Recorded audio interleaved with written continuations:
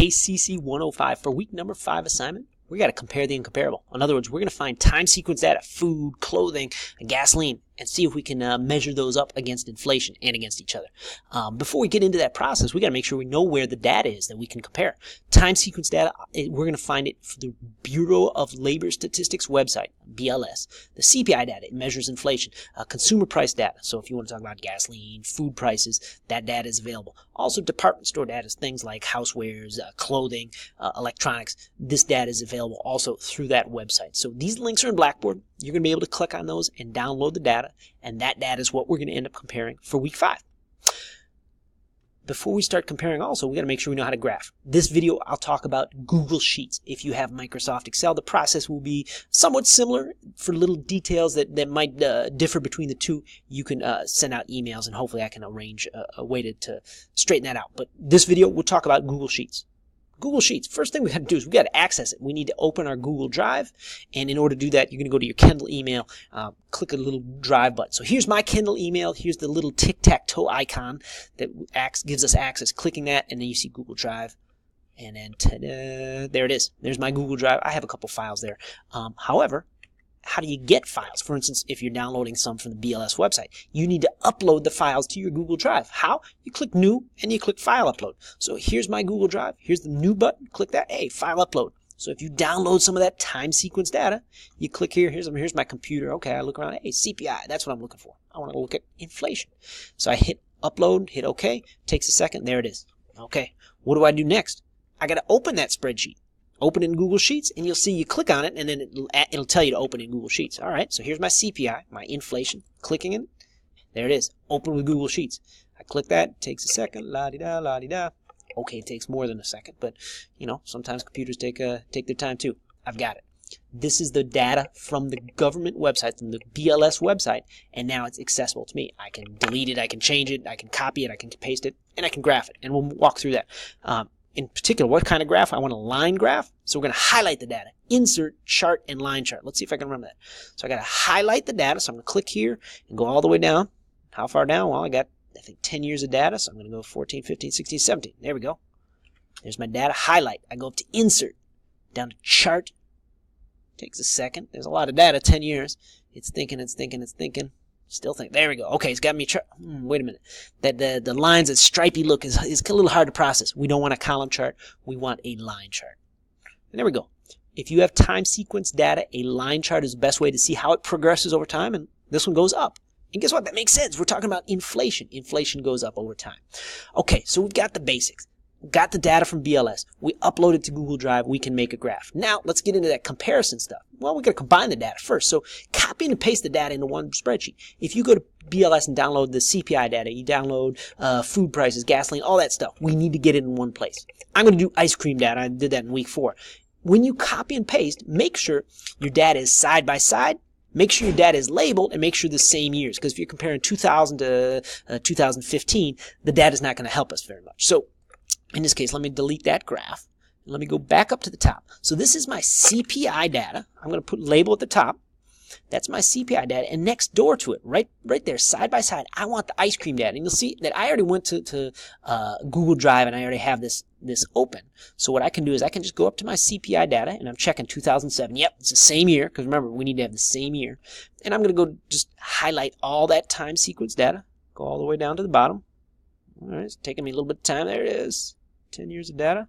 Keep going. Don't quit. There it is. Okay, I got the whole data, and I'm going to hit Control-C. Let's go back to my CPI data, go straight side by side, and do Control-V. And there it goes. It labeled it pasted the ice cream data. So now I can label that up top. Ice cream. It would help if I spelled it correctly. I've got it. Okay, I have CPI data. That was the original. I downloaded the CPI, the ice cream data, and copied and pasted next door. Okay, I think I'm in good shape. Now I got to create a line graph. How am I going to do that? Highlight all of the data, both columns, insert chart, line chart. That's the same as before. Okay, I think we can do this. So I'm going to highlight everything. Keep going all the way down. 13. I'll keep going. 14, 15, 16, 17. There it is. All the way down to the bottom. Okay, I got everything highlighted. I go up to Insert, I go down to chart. Uh-oh, these dots are all over the place. This is not helping. I can't make heads or tails of this graph. It's a scatter chart. Remember, if you do time sequence data, what do we want? Time sequence, we want a line chart. See how it progresses over time. So I get wait a minute. That graph is not really helping me either. I've got CPI way up top. I have the ice cream graph way down here. It's really hard to see what's going on. That's an uh-oh. What's the problem? Well, I'm comparing, but I'm comparing incomparable things. I'm doing the apples and oranges. So the very last part of this lesson, make sure you get the data. Make sure you know how to get it to Google Sheets. Make sure you know how to graph. These are all important, but how do we see apples and apples instead of apples and oranges? And that is, make sure we have to convert the data to a long-term index. So in other words, I'm going to rewrite the data. Instead of ice cream prices, I'm going to write it as 100 and then use a formula to calculate the rest of the data values. So what do I mean? What I mean is, I'm going to go back to my data, delete that graph. And let's go over here. I'm still going side by side, but instead of CPI, I'm going to do CPI index. And instead of ice cream, I'm going to do ice cream index. What is the first data point when you do an index? It is always 100. What is the first point? Always 100. How do I find the next data point in an index? Well, that's a formula. If you're not square with the formulas, check the week 4 video. I walk through the process, but of course I'll go do it again here. Formula is always going to start with an equal sign. What am I going to do? CPI. I'm going to click the current CPI. In this case, current, I mean whatever row I'm working with, divided by the baseline. Baseline in this case is I started measuring in 2007. And since that baseline never changes, you need to hit F4. And you put those little dollar symbols in there. Multiply by 100. That is the index formula. Week 4, we talked through that. And there we go. I get an index number. Let's do it over here. Equals the current ice cream price. And when I say current, I mean for whatever month I'm working with. Divided by the baseline index. F4, because that baseline never changes. Multiply by 100. I hit enter. And there we go. We have 2 indexes. Since the formulas copy their way down, you can just take this little bar in the corner and pull it all the way down through 13, 14, 15, 16, and 17. 10 years worth of index numbers. So I let go, and ta-da, it shows me 10 years worth of CPI index. Same thing here. I click the box, I go to the corner, get that little square, and pull it all the way down. And I'm going to get 10 years, once the computer starts cooperating. There he goes. There he goes. All right. There's my 10 years worth of index prices for ice cream. I'm looking pretty good. I've got here's the data from BLS. Here's my index numbers. Those are the ones that I can graph. So that's the last part. I said create a line graph. Once you have those long-term indexes, we're going to do a line graph. And this should start sounding familiar now. We know how to do a line graph. Highlight all that information. Insert, chart, and line chart. The line chart's key. Otherwise, you get that scattered plot, and that's not really helping me. Notice the indexes are important here because otherwise you might have 2 lines but not sure which stands for what. So I'm going to highlight everything all the way down through 10 years worth of data. I'm having the worst time getting everything highlighted. There it is.